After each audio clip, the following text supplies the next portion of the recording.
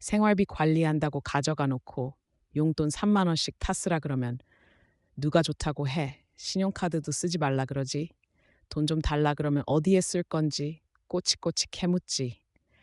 왜 내가 내 돈 쓰면서 눈치를 봐야 하는 거야. 이럴 줄 알았으면 다 주지도 않았어. 그래도 돈 때문에 집안 시끄럽게 왜 그러세요? 준이 엄마가 어련히 알아서 잘 관리하지 않겠어요. 부족하다고 말하면 안 줄 사람도 아니고요. 그래요. 어머니 부족하다고 하시면 항상 더 드렸잖아요. 3만 원 주고 부족하다 그러면 5만 원 줬잖냐. 어째 나를 중학생인 준이만큼도 취급을 안 하니. 오늘 이야기 속 주인공은 75세 이순자 씨입니다. 그리고 그녀의 아들 48세 김상우와 며느리에 관한 이야기입니다. 이 씨는 이 모든 상황을 되돌릴 방법을 생각해내려고 노력했습니다. 너무도 후회가 됐기 때문이죠. 어리석게도 아들 며느리를 너무 믿은 나머지 전 재산을 다 주고 합가한 과거를 되돌리고 싶었습니다. 본래 돈 앞에서는 부모도 없는 것인지 혹은 자신이 자식을 잘못 키운 것인지는 모르겠지만 따로 살았더라면 이런 일은 있을 수도 없었을 것인데 하고 생각했습니다. 이 씨는 지난해 어느 날 급성장염으로 고생을 하다가 탈수로 잠시 쓰러진 적이 있었습니다. 다행히도 아들이 방문하기로 했었기에 바로 병원으로 갈 수 있었죠. 그리고 그날 이후로 아들이 합가를 요청했습니다. 어머니 살고 계신 그 집 팔고 저희 집으로 들어와서 사시는 건 어때요? 그런 의논을 해본 적은 1번도 없기 때문에 이 씨는 아들의 제안이 갑작스러웠습니다. 어차피 어머니 혼자 계시는 것도 마음에 걸리고요. 언제까지 혼자 계실 수는 없잖아요. 빈말이라도 같이 살고 싶다고 얘기해 준 것이 고맙긴 했지만 오랫동안 혼자 지내다 보니 혼자가 편했습니다. 나 좀 더 늙으면 그때 얘기하자. 70대 중반인 이 씨는 아직은 그럴 때가 아니라고 생각했습니다. 하지만 아들은 빈말이 아니었는지 강경하게 나왔습니다. 그래도 혼자 집에 계시다가 미처 연락도 못하고 지난번처럼 쓰러지거나 그러면요. 어머니 아시는 분도 그렇게 돌아가셨다면서요. 틀린 말은 아니었습니다. 70대가 넘어가니 건너 건너 그런 이야기가 심심치 않게 들려오고는 했습니다. 그래서 이 씨의 친구들 중 몇몇 또 아들, 딸 집으로 들어간 경우도 있었죠. 하지만 이 씨는 노후 준비가 된 상태였기 때문에 아들네 의탁하는 건 생각해 본 적이 없었습니다. 이 씨가 미적지근한 반응을 보이자 아들이 좀 더 솔직한 속내를 이야기했습니다. 어머니 건강 걱정되는 것도 있고요. 뭐하러 같은 식구끼리 집 두 채로 살아요. 어머니 집 팔아서 저희 집 대출 갚으면 경제적 부담도 훨씬 덜 것 같아서 겸사겸사 이참에 합치는 게 좋을 것 같아요. 어차피 엄마 노후 저희가 책임질 텐데 몇 년 앞당겨서 합친다고 생각해 주세요.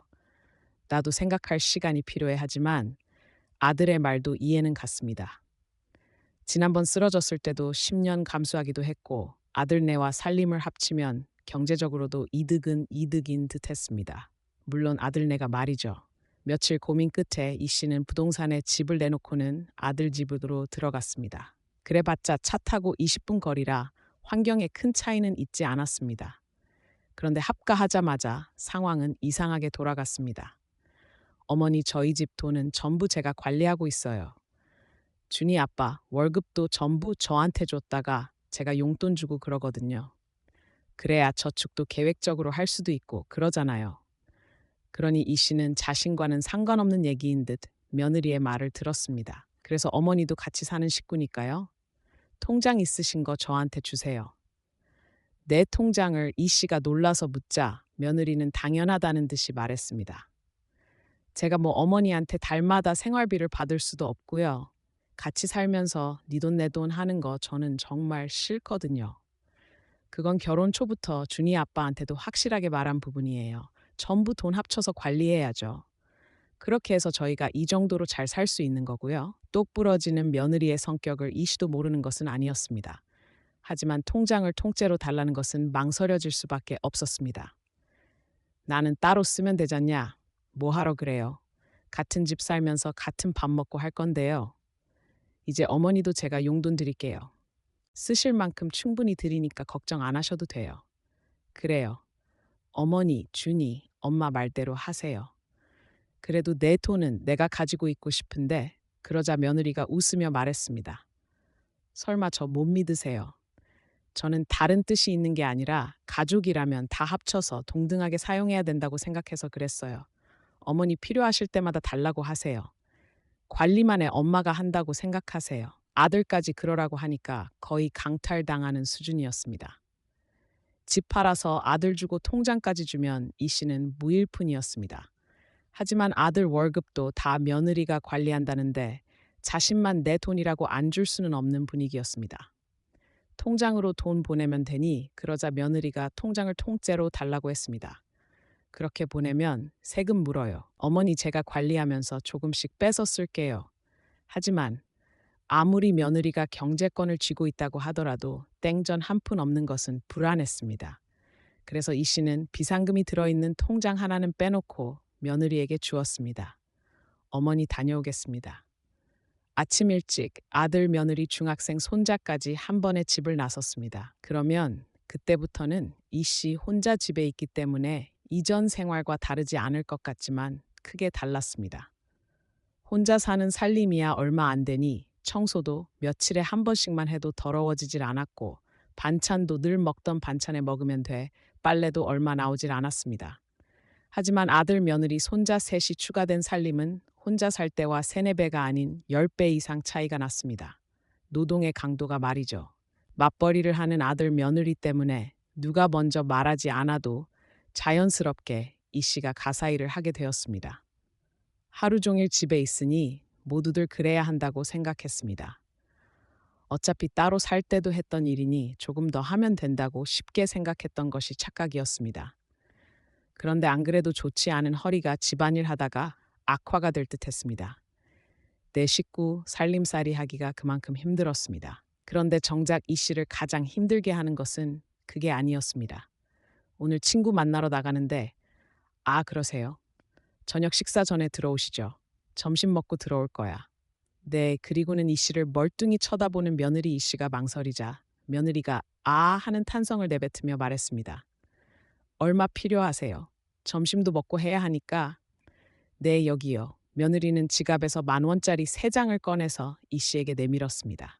그리고는 이 씨가 뭐라고 하기도 전에 출근해야 한다며 나가 버렸습니다. 3만 원을 손에 들고 이 씨는 한숨을 쉬었습니다. 이 씨는 늘 외출할 때마다 돈 쓸 일이 있을 때마다 이렇게 며느리에게 돈을 타서 써야 했습니다. 필요할 때마다 말하라고 했지만 처음엔 그게 이 씨를 위한 배려인 줄 알았는데 주는 금액을 보니 그게 아닌 듯했습니다. 이 씨가 며느리에게 이야기해 보기도 했습니다. 한 20만 원 줘라. 무슨 일이 있을지도 모르니까 비상금도 가지고 있어야지. 그러자 며느리가 이 씨를 질책하며 말했습니다. 그렇게 하면 돈이세요. 어머니 필요하신 만큼 말씀하시면 그때그때 드릴게요. 필요 없는 돈 가지고 있으면 나도 모르게 쓰게 되잖아요. 아니 얼마나 쓸 줄 알고 그래. 그럼 원래 쓰던 신용카드라도 쓸게. 신용카드가 제일 무서운 거예요. 요즘 시대에 신용카드도 없이 현금 용돈만 받아서 쓰는 건 초등학생도 없을 듯 했습니다. 그리고 어머니는 외출도 많이 안 하시면서 뭘 그러세요. 그러고 나서 이 씨가 운을 떼면 며느리의 지갑에선 늘 3만 원씩 나왔습니다. 외출 한 번에 3만 원이 공식처럼 되었습니다. 그래서 친구들 만나서 밥 한 끼 차 한 잔 마시면 동이 났고 조금 비싼 음식이라도 먹는 날엔 커피는 얻어 먹어야 했습니다. 그런 게 몇 번 반복되자 며느리하고 10,000원 더 달라, 2만 원 더 달라. 입씨름하기도 싫고 돈 받을 때면 사람이 초라해지는 것 같아서 주는 대로 받게. 나머지 필요한 부분은 비상금으로 두었던 통장에서 조금씩 빼서 쓰게 됐습니다. 거보세요. 어머니 용돈 넉넉하시죠? 그것도 모르고 며느리는 좋다고 웃었습니다. 치사스러워서 말하지 않는 것뿐인데 며느리는 역시 노인네라 돈 쓸 데가 없구나 생각하는 듯했습니다. 참 어이가 없었습니다. 요즘엔 밥 한 끼 먹어도 2만 원인 시대인데 3만 원을 시어머니 용돈이라고 주며 좋아하는 게 이상했죠. 5만 원은 많은 것 같고 하루 매출에는 3만 원이 적당하다고 생각하는 것 같았습니다. 차라리 주기적으로 주면 나을 텐데 이 씨가 말을 해야지만 주기 때문에 너무나 답답했습니다. 준이 엄마한테 얘기해 보세요. 저도 용돈 받아서 쓰는데요. 뭘 그럼 내 통장이라도 돌려달라고 해야겠다. A의 엄마가 알아서 잘 관리하고 있는데 뭘 또 그러세요? 준이 엄마가 알뜰해서 그래요. 아들에게 말해도 소용없었습니다. 하지만 이 씨는 이 상황이 이해가 되지 않았습니다. 돈 한 푼 없이 들어와서 며느리 버는 돈을 축내는 것도 아니고 가지고 있던 통장까지 맡겼으니 말이죠. 며느리는 돈 줄 때마다 꼭 자기 돈으로 용돈을 주는 것처럼 굴었습니다. 손자와 이 씨를 똑같이 취급했습니다. 친구한테 밥 한 끼 사기로 했어. 10만 원 줘야 해 얻어먹은 적이 많아. 이번에는 이 씨가 친구들에게 밥을 살 차례였습니다. 좀 더 넉넉히 달라고 하고 싶었지만 용돈 금액 가지고 실랑이 하는 것도 지쳤죠. 그런데 늘 비상금에서 뺏어 쓰는 것도 억울했습니다. 며느리가 주긴 했지만 용돈으로 받는 돈도 결국엔 이 씨의 통장에서 나왔을 테니 말이죠. 이 씨도 조금 요령이 생겼습니다. 오늘은 내가 살게 웬일이야. 며느리한테 용돈 다 쓴다고 매일 얻어먹더니 이 씨는 민망한 웃음을 흘렸습니다. 가끔 커피 얻어먹은 것으로 돈 한 푼 안 내는 짠순이 취급을 하는 친구도 너무한다 싶었습니다. 그래서 밥 사려고 하잖아. 친구 셋과 이 씨까지 넷이서 식당에 갔습니다. 사실 이 씨 주머니에는 오늘 받은 10만 원뿐만이 아니라 며칠 전에 2번에 거쳐서 받은 6만 원도 들어 있었습니다. 이 씨는 친구들과 함께 식사를 하며 이야기꽃을 피웠습니다. 그중 둘은 자식들과 살고 있었는데 지질이 궁상맞게 사는 것은 자신밖에 없는 듯했습니다. 혼자 살고 있는 다른 친구도 자기 돈 자기가 쓰니 적어도 이 씨보다는 풍족했습니다. 그래서 지난번에 생일이라고 우리 아들이 안마의자 사줬거든. 진짜 시원하고 좋더라. 여태 왜 안 쓰고 살았나 몰라. 그중 한 친구가 말했습니다. 나 허리 아프다고 그렇게 했었잖소. 그런데 매일 하니까 진짜 허리가 좀 덜 아픈 것 같아. 그러게. 내가 진작에 사라고 했잖소. 너도 나도 좋다기에 이 씨도 솔깃했습니다. 안 그래도 허리가 아팠는데 그렇게 좋다는 안마의자를 이 씨도 갖고 싶었습니다. 비싸긴 해도 1, 2년 쓰고 마는 것도 아니기 때문에 충분히 가치가 있다고 생각했습니다. 아들이 안 사주면 자신의 돈으로라도 사고 싶었습니다. 아니나 다를까 집에 돌아와서 며느리에게 운을 떼보았더니 돌아오는 대답은 이랬습니다. 그거 저도 써봤는데요. 아무 소용 없어요. 다 돈 낭비예요. 젊은 사람에게는 효과가 없을지 몰라도 이 씨의 친구들은 모두 다 입을 모아 효과가 있다고 꼭 사야 한다고 했습니다. 설령 허리가 좋아지는 효과는 없다고 하더라도 안마 의자에 앉아서 쉬면 무척 좋을 것 같았죠. 허리가 아파서 어지간하면 좀 있었으면 좋겠는데 허리가 아프시면 병원 가서 침을 맞으세요. 아니면 요 앞에 목욕탕 가면 안마의자 있더라고요. 1,000원인가 넣으면 되는 것 같던데 황당했습니다. 안마의자 쓰려고 목욕탕에 드나들면 그 돈이 더 들 것 같았습니다. 그런데도 며느리는 이 씨에게 큰 돈 쓰는 걸 꺼렸습니다. 이렇게 비굴하게 살아야 하나 싶었습니다. 나이 들어 돈이 없어지니 이렇게 서러웠습니다. 그리고 돈이 없으니 손자에게까지 서름을 당했습니다. 어쩌다 손자가 친구와 통화하는 걸 듣게 된 이 씨. 나는 외할머니가 더 좋은데 손자의 방 앞을 지나다가 열린 틈으로 목소리가 들렸습니다. 작은 소리였지만 할머니라는 단어가 이 씨의 발걸음을 멈추게 했습니다. 왜긴 우리 외할머니는 만나면 용돈 많이 주거든. 친할머니 같이 살고 나서부터는 한 번도 용돈 못 받아봤는데 그 소리에 머리가 띵해지는 기분이 들었습니다. 자신도 용돈을 타서 쓰는 처제의 손자 용돈까지 챙기지 못했는데 손자의 입장에서는 넉넉히 용돈을 주는 외할머니가 더 좋을 수밖에 없을 것 같습니다. 이 씨는 너무 억울했습니다. 손자의 말도 억울했고 그 와중에 욱신대는 허리도 억울했습니다. 그래서 다음날 이 씨는 안마의자 매장에 찾아가서 직접 돈을 주고 안마의자를 사버렸습니다. 그리고 며칠 뒤 배송된 안마의자를 본 며느리가 무척 놀라 말했죠. 아니 어머니 이게 뭐예요? 뭐긴 안마의자지 돈이 어디서 나셨는데요? 어디서 나긴 내 돈이야. 어머니 통장은 전부 저한테 있잖아요. 그러더니 아주 노발대발했습니다. 이래서는 가족 간의 신뢰를 가지고 살 수 있겠어요. 나도 돈이 있어야 살 거 아니야. 어떻게 그렇게 찔끔찔끔 돈 쓸 때마다 너한테 타서 쓰라는 거야. 이참에 내가 맡긴 통장도 다시 돌려줘. 어머니 제가 잘 관리하고 있고 다 우리 가족 좋으라고 그런 건데 이렇게 어머니 혼자서 사치 부리시면 어떡해요. 안마의자가 보통 비싼 것도 아니고요. 못해도 100만 원은 다 넣던데 그러면 저희 집 한 달 식비로 쓸 수 있다고요. 그 뒤로도 어쩌고 저쩌고 난리를 쳤는데 이 씨도 더 이상은 말도 안 되는 소리에 넘어갈 생각이 없었습니다. 좋은 취지로 달라는 줄 알았는데 그냥 통장만 뺏긴 꼴이었습니다. 아, 왜 또 그래? 퇴근한 아들이 며느리와 이 씨의 실랑이를 보며 말했습니다. 며느리가 자초지종을 설명했는데 이 씨도 할 말은 많았습니다. 생활비 관리한다고 가져가 놓고 용돈 3만 원씩 타 쓰라 그러면 누가 좋다고 해. 신용카드도 쓰지 말라. 그러지. 돈 좀 달라. 그러면 어디에 쓸 건지 꼬치꼬치 캐묻지. 왜 내가 내 돈 쓰면서 눈치를 봐야 하는 거야. 이럴 줄 알았으면 다 주지도 않았어. 그러자 아들은 피곤하다는 듯이 중얼거렸습니다. 그래도 돈 때문에 집안 시끄럽게 왜 그러세요? 준이 엄마가 어련히 알아서 잘 관리하지 않겠어요. 부족하다고 말하면 안 줄 사람도 아니고요. 그래요. 어머니 부족하다고 하시면 항상 더 드렸잖아요. 그러니까 이 씨는 그런 일련의 과정들이 쪼잔스럽고 비참하게 느껴졌습니다. 하다못해 자신이 치매에 걸린 것도 아닌데 신용카드라도 있으면 어련히 알아서 아껴서 쓰지 않겠나 싶었습니다. 그렇게 여태 살아왔는데 뭐하러 통제를 하나 싶었죠. 당신도 어지간하면 어머니 용돈 넉넉히 드리고 알았어. 생각해보면 집도 그렇고 통장도 그렇고 그저 이 씨가 가진 걸 다 가져가려고 했던 것이 아닌가 싶었습니다. 이 씨는 납득하지 못했지만 아들과 며느리 둘이서 결론을 내려버렸습니다. 결국엔 며느리가 이 씨에게 용돈을 좀 더 넉넉하게 주는 것으로 말이죠. 하지만 이 씨의 기분은 풀리지 않았습니다. 안마의자를 산 것 가지고도 그렇게 난리를 쳤는데 앞으로도 생활은 비슷할 것 같았습니다. 돈도 마음대로 못 쓰고 살 거면 젊어서 노후 준비한다고 그렇게 아둥바둥 아끼며 살지 않았을 것입니다.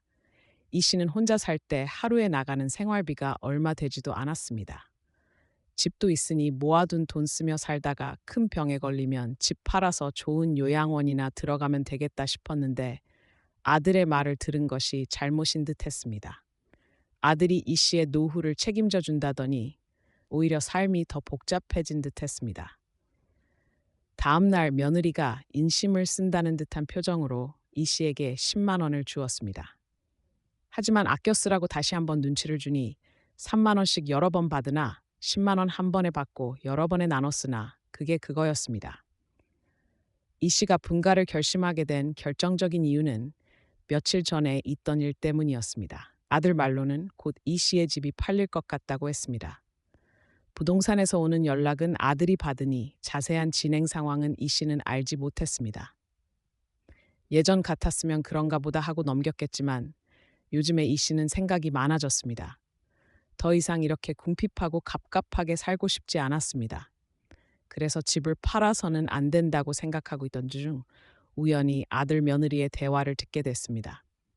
주차 후 집으로 들어가는 길에 대화를 나누는데 이 씨가 밖에 있는 줄도 모르고 비밀스러운 이야기를 하고 있었습니다. 어머니 집 팔리면 큰 집으로 이사 갈까? 이사는 무슨? 그 돈으로 지우 유학 보내기로 했잖아. 아직 멀었으니까 일단 큰 집으로 이사 갔다가 유학 갈 때 팔면 되지. 그건 그때 가서 결정하자. 그래도 집이 금방 팔려서 다행이야. 내가 뭘 했어. 2년만 참으면 이득이라고 했잖아. 당신 시어머니를 어떻게 2년 동안 모시고 살았냐고 뭐라고 했었지? 아이고, 당신 잘났다. 2년 못 채웠어도 집 팔리면 어머니 내보낼 거지? 내보내는 게 아니라 작은 집 얻어드리는 거지. 원룸 구해드린다며. 그건 집 아니야. 아이들이 서로 웃으며 대화를 나누는데 이 씨는 충격에 말문이 막혔습니다. 노후를 책임진다고 하던 아들 며느리가 사실은 빚을 갚는 핑계로 2년 동안만 자신을 모시고 살 계획이었음을 알게 된 것입니다. 이렇게 이 씨는 용돈 타 쓰며 살다가 결국 모든 걸 빼앗기고 쫓겨날 뻔한 것이죠. 이 대화를 듣지 못했다면 큰일 날 뻔했습니다. 아들이 했던 말과는 달리 이 씨의 노후를 책임질 생각이 없었다는 것이 분명해졌습니다. 이 씨는 아들 며느리의 뜻대로 가만히 있을 생각이 없었습니다. 통장도 주고 집을 팔라고 인감과 신분증까지 줬는데 전부 다 다시 가져와야 했습니다. 이사 들어올 때 서류 봉투에 담아 며느리에게 주었던 것이 기억났습니다. 달라고 하면 줄 리가 없기 때문에 이 씨는 다음 날 모두 출근하기를 기다렸습니다. 손주까지 등교하고 혼자 남은 집에서 이 씨는 안방으로 살금살금 들어갔습니다. 누가 들어올 리도 없는데도 괜히 도둑질하는 기분이 되어 조심스럽게 움직였습니다. TV가 있는 서랍장을 하나하나 열어보았습니다. 서류를 넣어 놓을 만한 곳은 여기밖에 없었습니다. 하나둘 서랍을 열어보니 양말이나 잡동사니밖에 보이지 않았습니다. 혹시 차에 두었나 싶어 마음이 급해졌습니다. 그렇게 서랍을 뒤지다가 거의 마지막 서랍에서 노란 봉투를 발견했습니다. 이 씨는 조심스럽게 봉투를 열어보았습니다. 그 안에는 각종 서류와 신분증, 인감도장이 들어 있었습니다. 하지만 통장은 보이지 않았습니다. 그래도 다행이었죠. 통장은 새로 만들면 되니까요. 이 씨는 안도의 한숨을 쉬며 서류 봉투를 끌어안았습니다. 그리고 그 안에 있던 신분증과 인감만 꺼내 주머니에 넣고 서랍을 닫으려던 찰나 며느리가 자주 펼쳐보았던 가계부가 눈에 띄었습니다. 궁금한 마음에 살짝 들춰보니 이 씨에게는 그렇게 짜게 굴면서 저들끼리는 돈을 잘만 쓰고 있었습니다. 골프나 쇼핑 비용도 크게 나간 것이 눈에 띄었습니다. 아이고, 내가 바보였네.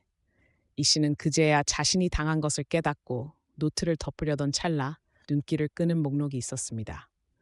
시옷 치옷 이응 3만 원 초성으로 적혀 있었는데 며칠에 한 번꼴로 같은 목록이 반복되어 있었습니다. 시옷 치옷 이응 3만 원. 아무리 봐도 이 씨에게 준 용돈 같았습니다. 하지만 시옷 치옷 이응이 무엇을 뜻하는지 의아했습니다.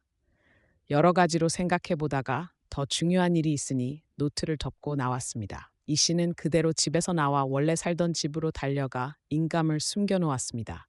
현관문 비밀번호도 바꿔버렸습니다. 아들이 부동산에도 이 집을 편하게 보라고 알려줬었는데 이제 이 집은 다른 사람에 의해 문이 열릴 일은 없을 것입니다. 이 씨는 신분증을 들고 은행으로 달려갔습니다. 통장을 분실했는데 새로 발급받으려고요. 혹시 모르니까 비밀번호도 바꿔주세요. 이 씨 꼭 누가 쫓아오는 기분이 들어서 자꾸 뒤를 돌아보았습니다. 지금 당장이라도 며느리가 와서 모든 걸 앗아갈 것 같았습니다. 그래도 한꺼번에 며느리에게 돈을 송금해주지 않은 것이 천만다행이었습니다. 한 씨는 은행을 나오고서야 한시름 놓았습니다. 신분증과 인감이 한 씨에게 있으니 아들이 집을 팔려고 해도 불가능했습니다. 그렇게 다시 아들네 집으로 돌아온 한 씨는 아들 부부가 오면 이제 집을 나가겠다고 말할 참이었습니다. 그런데 아들 부부보다도 먼저 손자 우빈이가 집에 돌아왔습니다. 학원이 오늘 쉬는 날이라며 식탁에 앉아 휴대폰을 보며 시리얼을 먹고 있는 손자를 보니 한 씨는 문득 가계부에 적혀 있던 초성이 생각났습니다. 요즘 젊은 사람들이 쓰는 용어인가 싶어서 손자에게 물었습니다. 우빈아, 시옷, 치옷, 이응이 무슨 뜻이야? 그러자 우빈이가 시옷, 지옷, 이응하고 중얼거리며 고개를 갸웃했습니다. 모르겠는데요. 아무래도 며느리가 그냥 적은 것인 듯했습니다. 알겠어. 그런데 손자가 자기가 검색해 보겠다며 휴대폰을 만지작거렸습니다. 너무 많은데. 그러면서 휴대폰을 한 씨에게 내밀어 보여주었습니다. 아무래도 특별한 뜻이 없는지 여러 단어들이 검색되었고 다들 잘 사용하지 않는 이상한 단어들이었습니다.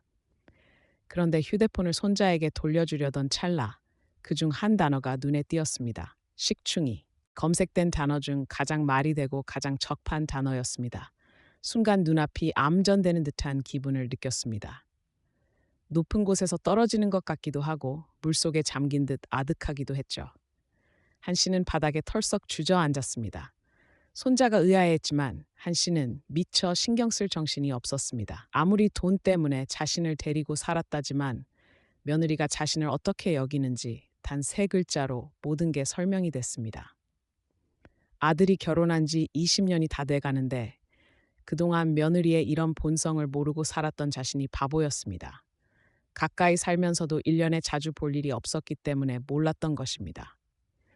그런데 말년에 이런 무서운 일을 꾸미고 자신을 식충이 취급하는 며느리가 두렵기까지 했습니다. 이런 여자와 결혼해서 같은 목적을 가지고 부모를 내치려고 하는 아들도 무서웠습니다. 제 자식이 아닌 것 같았습니다. 그리고 한 씨는 하루 종일 정신을 빼놓고 있었습니다. 나중에 아들과 며느리가 퇴근을 해서 왔는데도 대꾸도 제대로 못하고 방 안에만 틀어박혀 있었습니다. 그리고 다음 날에도 멍하니 있는 한 씨에게 아들과 며느리가 무어라 말을 했습니다. 무슨 말을 했는지도 모르고 고개를 끄덕였는데 오후가 돼서야 그 이유를 깨닫게 되었습니다. 얼른 이 집을 나가야겠다고 생각하고 정신을 차렸는데 때마침 아들에게서 전화가 왔습니다. 어머니, 저 지금 부동산인데요. 혹시 서류 봉투에 있던 인감 가져가셨어요? 신분증도 안 보이네요. 계약서 작성하려고 하는데. 그래, 내가 가지고 있다. 그러자 아들이 화를 내며 말했습니다. 아니, 그걸 왜 가져가셨어요? 중요한 걸 가져가 버리시면 어떡해요? 아침에도 말했잖아요. 얼른 지금 부동산으로 좀 오세요. 그러더니 전화를 끊어버렸습니다. 한 씨는 다시 전화를 걸지 않고 부동산으로 찾아갔습니다. 아들이 무슨 짓을 하고 있는지 그 꼴을 눈으로 확인하고 싶었습니다. 사모님 오셨어요. 계약서는 다 작성됐는지 다들 테이블에 앉아서 자신이 오기만을 기다리고 있었습니다. 본인이 왔으니까 됐죠. 사모님이 여기 와서 도장 찍으세요. 아니요, 저는 그 집 팔 생각 없는데요. 그러자 순간 찬물이 끼얹어진 듯 부동산 안이 조용해졌습니다. 어머니, 무슨 소리세요? 아니에요. 파실 거예요. 걱정 마세요. 아들은 정신이 없어 보였습니다. 한 씨에게 따지다가 매수인을 안심시키려 하면서 자리에서 일어났습니다. 어머니, 그저께 가계약금도 받았단 말이에요. 지금 여기에 사인하고 도장 찍으셔야 돼요. 황당했습니다. 자신은 가계약금인지 뭔지를 받은 적도 없었습니다. 통장을 바꾸며 확인했을 때도 출금한 기록만 있고 입금된 내역은 전혀 없었습니다. 주인인 내가 돈을 받은 적이 없는데 무슨 소리야? 그러자 매수인이 당황하며 말했습니다. 아드님 통장으로 그저께 1,000만 원 입금했는데요. 저는 모르는 일이에요. 어떻게 본인도 아닌 사람한테 돈을 주세요? 저는 제 집 팔 생각 없으니까 그런 줄 아세요. 그러자 모두들 당황했습니다. 아이고, 사모님이랑 아드님이랑 얘기가 잘 안 되신 모양인데 부동산 직원이 말하자 아들이 이 씨에게 화를 냈습니다. 갑자기 무슨 말씀 하시는 거예요? 여기서 계약 엎어지면 제가 1,000만 원 물어야 돼요. 이 씨는 침착하게 대답했습니다. 그건 네 사정이야. 그리고 안 그래도 너한테 말하려고 했는데 오늘 나는 내 집으로 다시 들어가니까 그런 줄 알고 있어라. 왜 그러시냐고요? 뭐가 서운한 게 있으셔서 그래요? 용돈 때문에 그러세요? 뻔뻔한 아들의 말에 이 씨가 어이없는 웃음을 지었습니다. 그건 너랑 우빈이 엄마가 잘 알겠지. 그거 취소하고 내가 살 원룸도 구할 것 없다. 나는 내 집에서 살면서 내 돈 쓰고 살 테니까. 아들은 놀란 표정으로 이 씨를 쳐다보았습니다. 사장님, 저는 연락받은 것도 없고 제 통장으로는 들어온 것도 없어요. 엉뚱한 사람한테 가계약금이 들어간 것 같은데 저는 상관없는 일이니까 제 아들이랑 알아서 이야기해 보세요. 어머니 진짜 이러시게요? 생돈 1,000만 원을 어떻게 물어요? 나 같은 식충이가 어떻게 아니? 무슨 말씀이세요? 식충이라뇨? 그건 우빈이 엄마 가계부 열어보면 알 거다. 이 씨는 그렇게 말하고 부동산을 나왔습니다. 아들이 뒤쫓아 나오려고 했지만 매수인이 그를 붙잡았습니다. 아니, 제 돈은 어떻게 할 거예요? 내가 주인한테 입금하겠다고 했는데 당신이 그쪽만 믿으라고 했잖아요. 아들이 쩔쩔매는 소리가 들렸지만 이 씨는 외면하고 집으로 돌아갔습니다. 나중에 아들이 집으로 찾아왔지만 문을 열어주지 않았고 연락도 받지 않았습니다. 계속해서 아들과 며느리가 번갈아가며 메시지를 보냈지만 이 씨는 전부 차단해 버렸습니다. 한 번만 더 찾아오거나 연락하면 내 통장 가져가서 너희가 쓴 돈까지 다 청구할 거니까 더 큰 손해 나고 싶으면 계속 그렇게 해봐라. 으름장을 놓았더니 더 이상 연락이 없었습니다. 아마 돈이 아까워서 피눈물 흘리고 있을 테지만 그 정도 내고 교훈을 얻었다면 다행이었습니다. 이 씨는 합가한 지 1년 만에 아들과 등을 지게 되었지만 큰 피해 없이 다시 집도 되찾고 돈도 되찾은 것을 다행으로 여기기로 했습니다. 아들네 계획대로 됐다면 자신의 남은 인생이 어떻게 됐을지 상상하니 설움이 돋아 몸이 부르르 떨렸습니다. 아마 끔찍하고 비참했을 것입니다. 내가 낳고 키운 자식이니 이젠 더 이상 아무런 기대도 하지 말자. 이 씨는 그렇게 다짐했습니다.